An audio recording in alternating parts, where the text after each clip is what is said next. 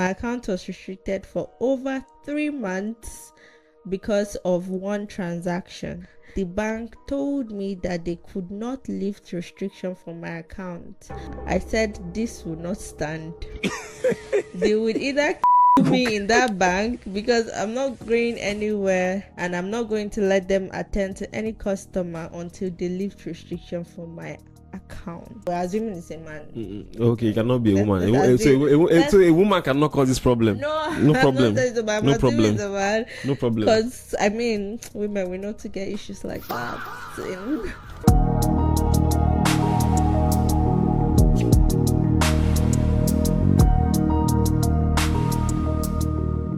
Welcome to the Banking Xperience podcast. In the Banking Xperience podcast, we try to review, analyze, and provide answers to issues customers face in their day-to-day banking activities. I am Inubong. And I'm Faith. On today's episode, we'll have to ask Faith what she has for us today. All right.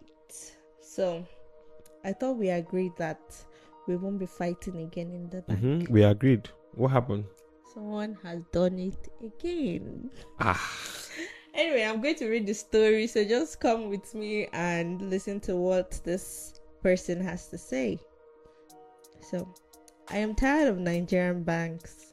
My account was restricted for over 3 months because of one transaction. I have been looking for ways to gain access to my account. After I went to the court to get a court order, the bank told me that they could not lift restriction from my account until they confirmed the court order. I said this would not stand.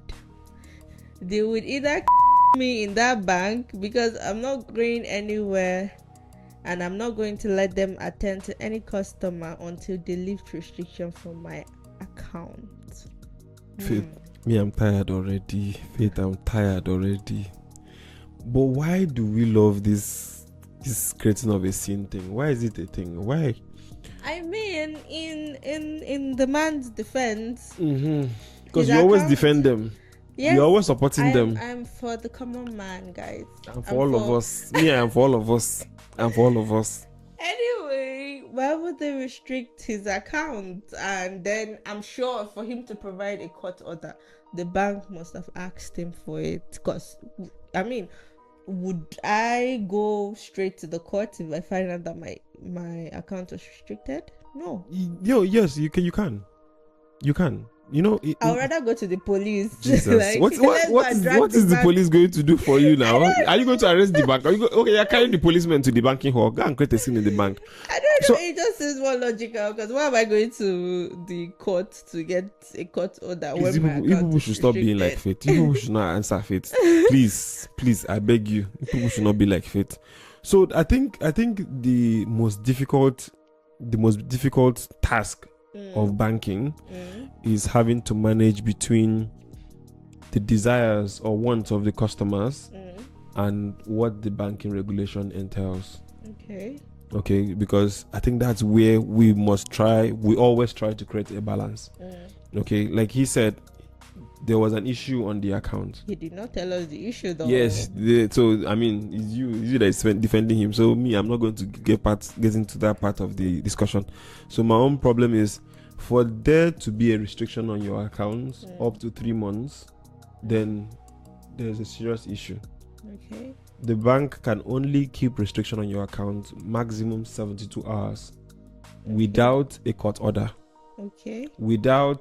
Even if the regulatory bodies, the law enforcement agencies send an instruction to restrict your account, the maximum they can keep it is 72 hours. Okay. So except there is something that has been on for a while, which he is not telling us about, that's the possible reasons why that account is on restriction for that long.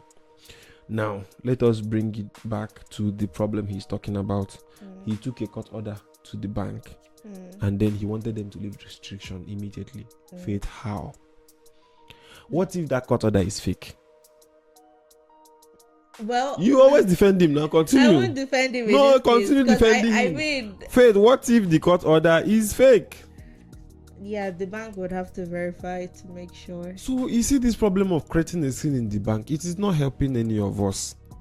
We must try to understand. I think that's the major reason why we have the Banking Experience podcast. Yes. So we try to explain these processes to you. We share ideas and help you understand how these things work.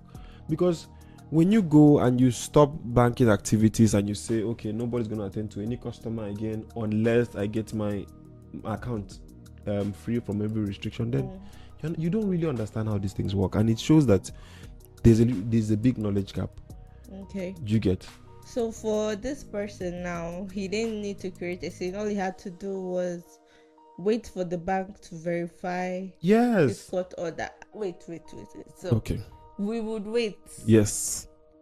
Let's say he sits down. We're assuming it's a man. Okay, it cannot be a woman. So a woman cannot cause this problem. No problem. No problem.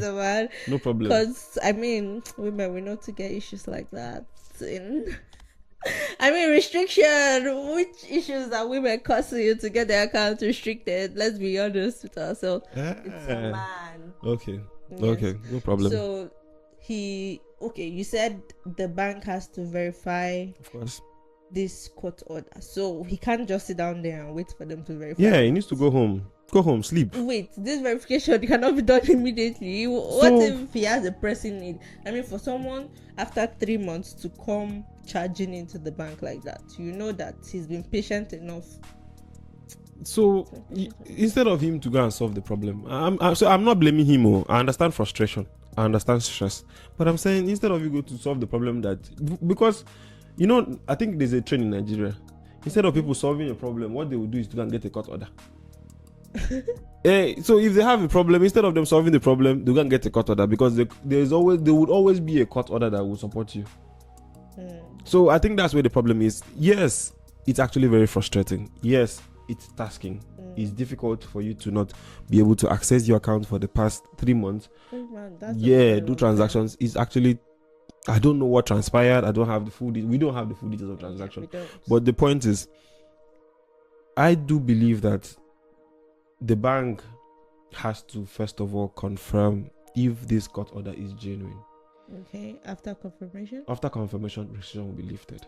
So it's that simple. It's that simple. So it all boils down to patience. Yes, and Faith, I think the problem we are having as a bank is that the Nigerian courts do not give us a seamless way of confirming this court order. Okay. Let's say, for example, the bank is in Akwa Ibom. Okay. Then the person went and got a court order in Abuja.